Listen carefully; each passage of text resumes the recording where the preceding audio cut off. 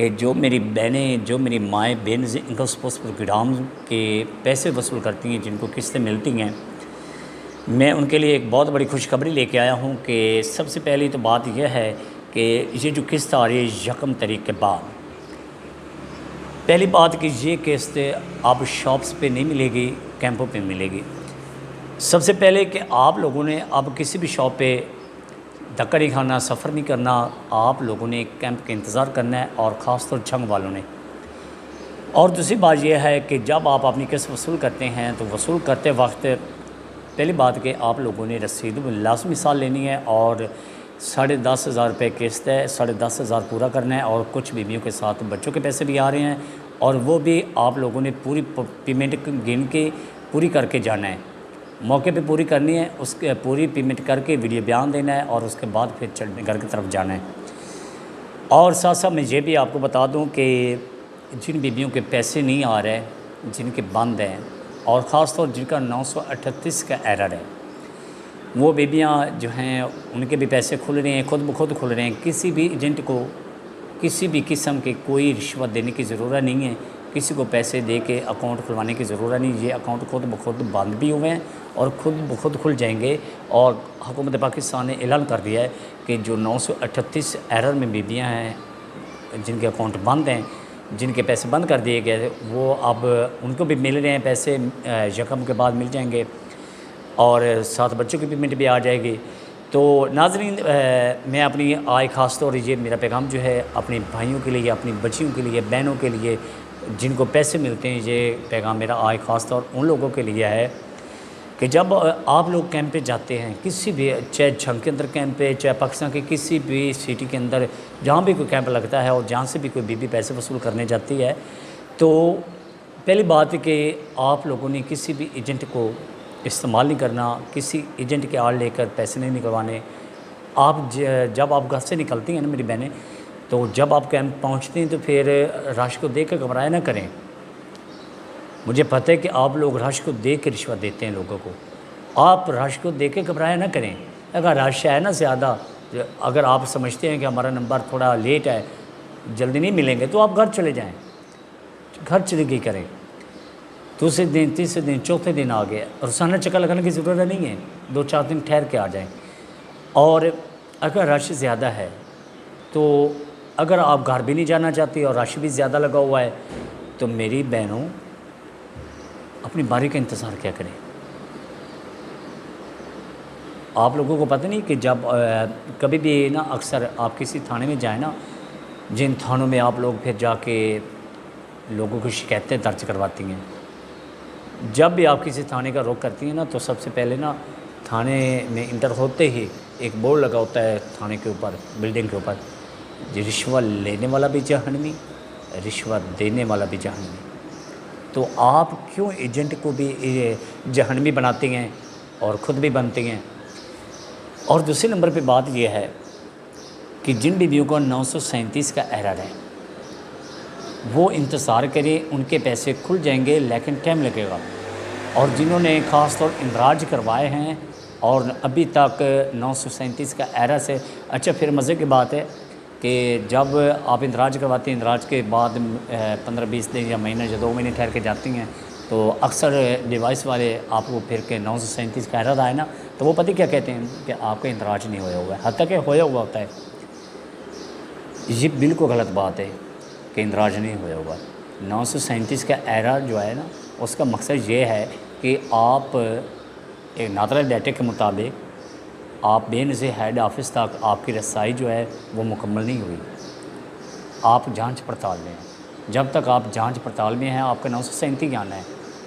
اور 938 error us be be کا آتا ہے جس بی بی کو پہلے پیسے ملتے ہوں پھر بند ہو جائیں۔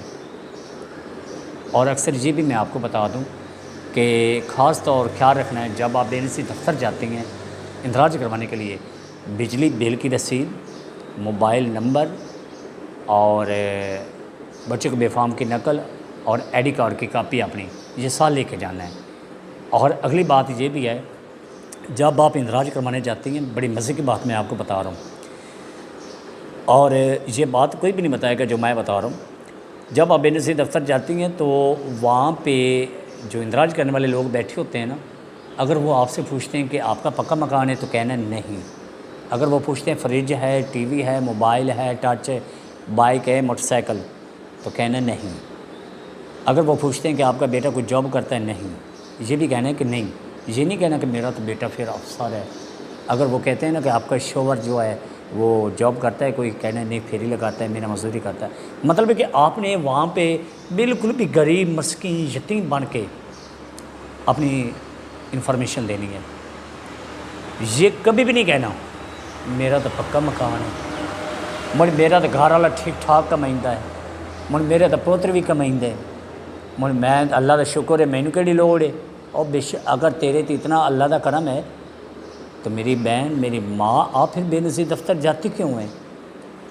आप अगर जाते हैं फिर आपने सरमाए को ना देखा करें, वहाँ पे फिर गरीब यतीम मस्कीन बन के अपने इंतराज करवाएं ताकि आपके पैसे लगें। ये बात याद रखिएगा। ऐसे वीडियो बयान, ऐसी बातें आप लोगों को कोई भी नहीं बताएगा जो मैं बता रहा हूँ, क्योंकि मैंने ये देखा है।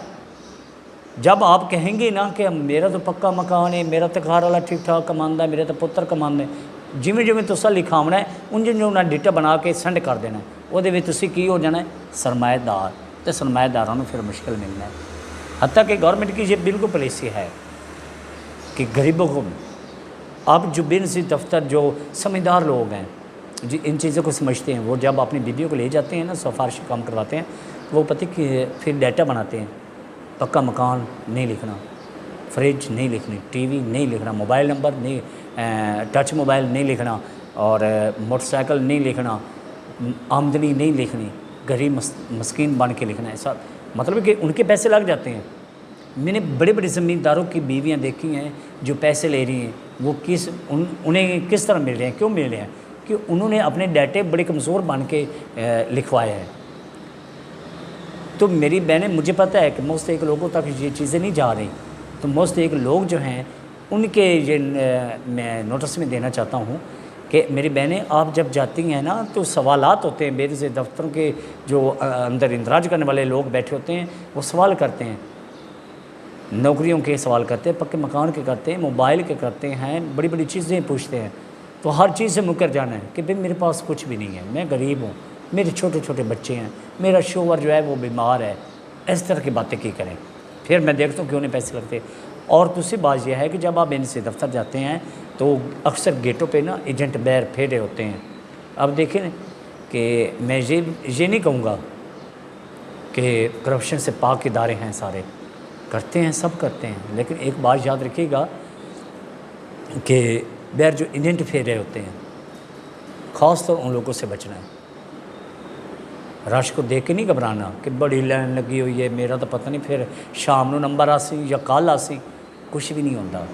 अगर तुहानू लगता ना कि रश बहुत ज़्यादा है तो घर चलिए गई करो, 10 दिन ठहर के आ जाओ। ऐसा ज़रूरी नहीं होता कि बैर खड़े नूं तुसीं रिश्वत देवो। और मसले की बात ये भी है कि जब बीवियों के पैसे लग जाते हैं और फिर वो अपनी केस वसूल करने के लिए फ्रेंचाइज किसी भी शॉप पे जाती हैं, तो मेरी बहन वहाँ पे अक्सर बीवियों के ना थंब, ये फिंगर नहीं मैच होते, थंब नहीं लगते। फिर वहाँ पे जब थंब नहीं लगते, सेहत न क्या करे। अगर आप लोगों को कोई रिटेलर कहता है ना कि आपका थंब नहीं लगा, तो आप नादरा का रोक करें, नादरा जाएँ, वेरीफाई करवाएं, 2 दिन बाद आएँ, फिर मैं देखता हूँ क्यों नहीं थंब लगता।